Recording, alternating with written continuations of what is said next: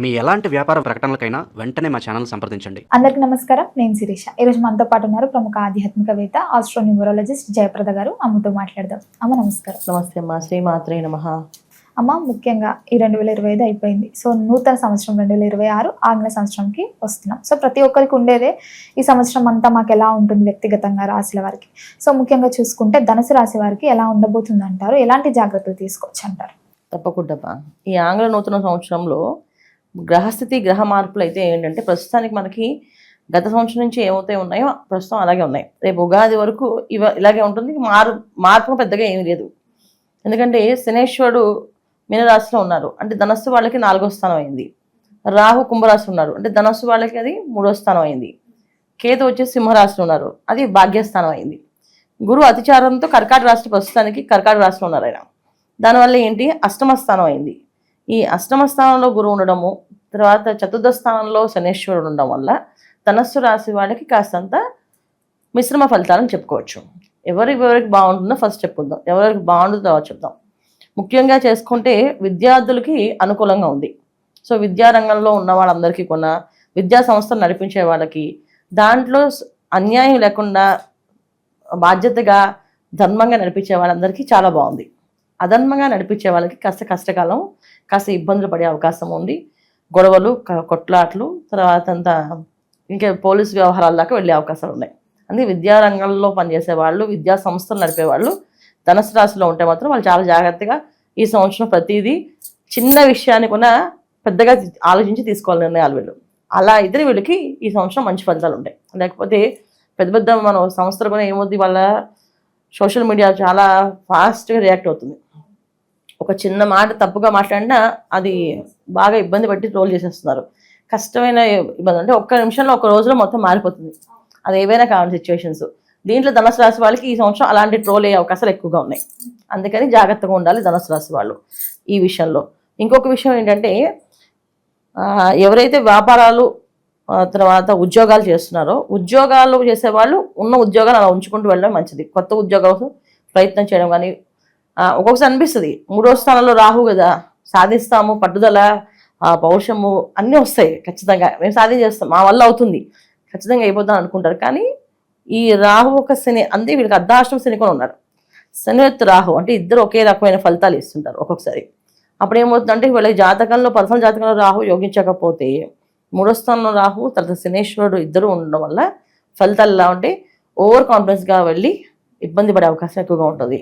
చాలా కాలం ఉద్యోగం లేకుండా ఉండాల్సిన పరిస్థితి కూడా ఉండే అవకాశం ఉంటుంది. అందుకని ఉద్యోగస్తులు ఎవరైనా సరే కొత్త ఉద్యోగాల కోసం ప్రయత్నాలు చేయకుండా ఉన్న ఉద్యోగాన్ని జాగ్రత్తగా నిలబెట్టుకుంటే బ్రహ్మాండంగా సాధించే అవకాశం ఉంది. కొత్త వ్యాపారాలు చేసే వాళ్ళు కాస్త ఆలోచించి వ్యాపారం ప్రారంభం చేయండి. పర్సనల్ జాతకాలు చూసుకొని జాతకంలో యోగం ఉందా లేదా, ఈ సంవత్సరం అసలు వ్యాపారం మొదలు పెట్టచ్చా పెట్టకూడదా, గోచార విషయంగా మనం తీసుకుంటే ఫలితం చాలా తక్కువగా ఉంది. వ్యాపారంలో అభివృద్ధి అనేది ఫలితం తక్కువ ఉంది. కానీ పర్సనల్ జాతకంలో ఒకవేళ యోగం బాగుండి ప్రారంభం చేసుకోవచ్చు. ఇలా మనం ఒకటి అంటే వీళ్ళు ప్రతి ఒక్క విషయంలో, ప్రతి ఒక్క స్టెప్లో అడుగు ఆలోచించి వేస్తూ ఉంటేనే అన్ని అనుకూలంగా ఉంటాయి. లేకపోతే ఏ ఒక్క అడుగు తప్పుపడినా లైఫ్ స్పాయిల్, కాస్త డిస్టర్బ్ అయిపోతుంది, లైఫ్ అంతా కూడా స్పాయిల్ అయ్యే అవకాశం ఉంది. అందుకని ఈ సంవత్సరం వీళ్ళు జాగ్రత్తగా నిర్ణయాలు తీసుకోవాలి. ముఖ్యంగా ఏ విషయాల్లో అంటే ప్రొఫెషనల్ రంగాల్లో ఉన్న వాళ్ళు చాలా జాగ్రత్తగా ఉండాలి. ఈ ప్రొఫెషనల్స్కి బాగా ఇబ్బంది పడే ఉంది. అడ్వకేట్స్ కానీ, డాక్టర్స్ కానీ, ఒక చిన్న మిస్టేక్ డాక్టర్ ఏదైనా చేస్తే ఆ హాస్పిటల్, ఆ సంస్థ మూసేసేంత అవకాశం వచ్చే అవకాశం ఉంటుంది. అందుకని చాలా జాగ్రత్తగా ప్రొఫెషనల్స్ మాత్రం ఉండాలి. అలా అడ్వకేట్స్ అయినా, ఎవరైతే యాక్టర్స్, వీళ్ళు ఏదో చిన్న మాట మాట్లాడితే దానివల్ల పెద్ద ట్రోల్ అయిపోయి వీళ్ళు మొత్తానికి వాళ్ళు బ్యాన్ చేసే అవకాశం కూడా ఉండే అవకాశం ఉంటుంది. ఇలా ప్రతిదీ తీసుకుంటే ప్రొఫెషనల్ రంగంలో ఉన్న వాళ్ళందరికీ ఉన్న ధనుసు రాశి వాళ్ళు చాలా చాలా జాగ్రత్తగా తీసుకోవాలి, అంటే చూసుకోవాలి, జాతకాన్ని చూసుకొని ముందుకెళ్ళాలి. ఇది మనకి ధనుసు రాశి వాళ్ళకు ఉన్న ఫలితాలు. అంటే ఈ సంవత్సరం మన ధనుసు రాశి వాళ్ళకి బాగుందా బాగాలేదా అని అనుకుంటే మిశ్రమ ఫలితాలే కనిపిస్తున్నాయి. ఇప్పుడు ఏదున్నా ఉన్నది ఉన్నట్టు చెప్పాలి కదా, బాగుంది, బ్రహ్మాండంగా ఉంది, మీరు దూకేయంటే కుదరదు, రేపు రోజు వాళ్ళు ఇబ్బంది పడతారు. అందుకని ఆలోచించి అడుగులు వేయడం వల్ల వీళ్ళకి అన్ని అనుకూలంగా మారే అవకాశం ఉంటుంది. ఎందుకంటే అష్టమ స్థానంలో గురువు ఉండడం వల్ల అనారోగ్య సమస్యలు కానీ, ఆరోగ్య సమస్యలు కానీ ఇబ్బంది వచ్చే అవకాశం ఉంది. ఎప్పుడో కడుపులో కొంతమందికి ప్రాబ్లమ్స్ ఉంటుంది, అది బయటపడదు. ఈ సంవత్సరం బయటపడే అవకాశం ఉంది. అది ఒక్కోసారి క్యాన్సర్ అవ్వచ్చు, లేకపోతే ఇంకేదైనా ప్రాబ్లం ఉండొచ్చు, ఇలాంటి ఏదో ఒక సమస్య అనేది ఉంటుంది. అందుకని ఆహార విషయాలు, ఆహార నియమాలు వీళ్ళు పాటించుకుంటూ ఈ సంవత్సరం ఎక్కువ లేట్ నైట్ పార్టీస్ కానీ, లేట్ నైట్లో నిద్రపోవడం కానీ, లేట్ నైట్స్ తినడం కానీ తగ్గించి ఎర్లీ అవర్స్ తినడము, ఎర్లీ అవర్స్ లేవడము, ఎర్లీగా పనులు చేసుకోవడం వల్ల వీళ్ళు అన్నీ సుఖాంతం అవుతుంది. ఇది వీళ్ళు చేసుకోవాల్సిన ముఖ్యమైన విషయాలు. ఇది ధనుసు రాశి వాళ్ళది. అమ్మ, మరి ఈ సంవత్సరంలో ఈ ధనుసు రాశి వారికి వివాహ యోగం ఉందంటారా? వివాహాలు చాలా తక్కువగా ఉంటాయి. ఎందుకంటే వివాహ విషయంలో చతుర్థ స్థానంలో శనేశ్వరుడు, తృతీయ స్థానంలో రాహు ఉండడం వల్ల వివాహం జరిగే అవకాశాలు చాలా తక్కువగా ఉన్నాయి. అయితే వివాహం జరుగుతుంది అని చేసుకోవాలనుకుంటే మా పర్సనల్ జాతకమే. జాతకంలో యోగం ఉందంటే వివాహం అయిపోతుంది. ఇక్కడ ఏమవుతుందంటే వీళ్ళకి గురుబలమో లేకపోతే రాహుబలమో ఏదో ఒక బలం ఉండాలి ధనుసు రాశి వాళ్ళకి. కానీ బలాలు ఏమి కనిపించట్లేదు. అదే కాకుండా ఈ సంవత్సరంలో వీళ్ళకి అన్ని కూటములు ఉన్నాయి. ధనుసు రాశిలో 4 గ్రహాలు, మకర రాశిలో 4-5 గ్రహాలు కలవడము, తర్వాత మీన రాశిలో 4-5 గ్రహాలు కలవడము, ఈ కూటములు జరుగుతుంటాయి. ఈ కూటమి జరిగినప్పుడు ప్రభావం ఖచ్చితంగా వీళ్ళకి కాస్త ఎఫెక్ట్ ఎక్కువగా ఉంటుంది. అది ఆరోగ్యపరంగా అనుకోవచ్చు, ఆర్థికపరమైన అనుకోవచ్చు. కొంతమంది ఆర్థికంగా నష్టపోయే అవకాశం ఉంది. వ్యాపారంలో ఒకసారి నష్టం వచ్చి ఒకేసారి ఇబ్బంది పడే అవకాశం కూడా ఉంటుంది. కొంతమంది ఆరోగ్యం దెబ్బతినేసి చాలా కష్టపడే అవకాశం ఉంటుంది. ఎందుకంటే ఇక్కడ అష్టమ స్థానంలో గురువు ఉండడం, అందువల్ల కష్టాలు పడే అవకాశం ఎక్కువగా ఉంటుంది అనమాట. సో ప్రతిదీ ఆలోచించుకొని అడుగులు వేయడమే వీళ్ళు చాలా ముఖ్యం.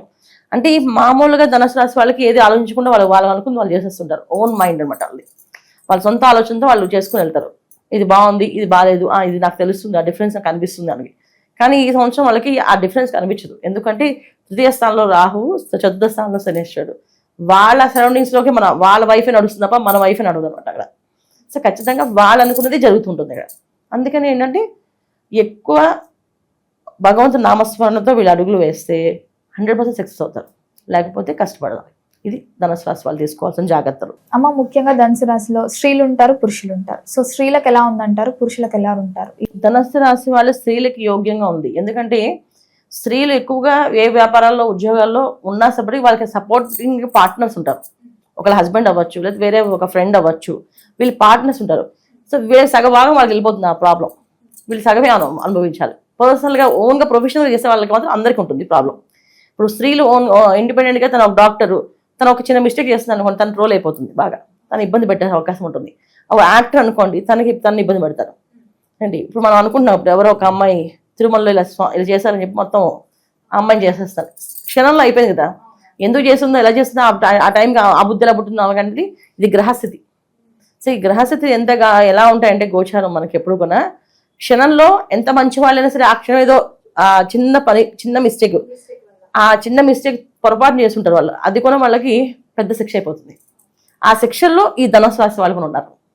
అలాంటి శిక్షలు పడే అవకాశం ధనుసు రాశి వాళ్ళకి ఉంది ఈ సంవత్సరం. అందుకే చాలా జాగ్రత్తగా ఉండాలి. అందుకే స్త్రీలకు విషయంలో మనం ఏంటంటే వీళ్ళు ఓన్ ప్రొఫెషన్స్ అయితే ఇలాగే ఇబ్బందులు ఉన్నాయి.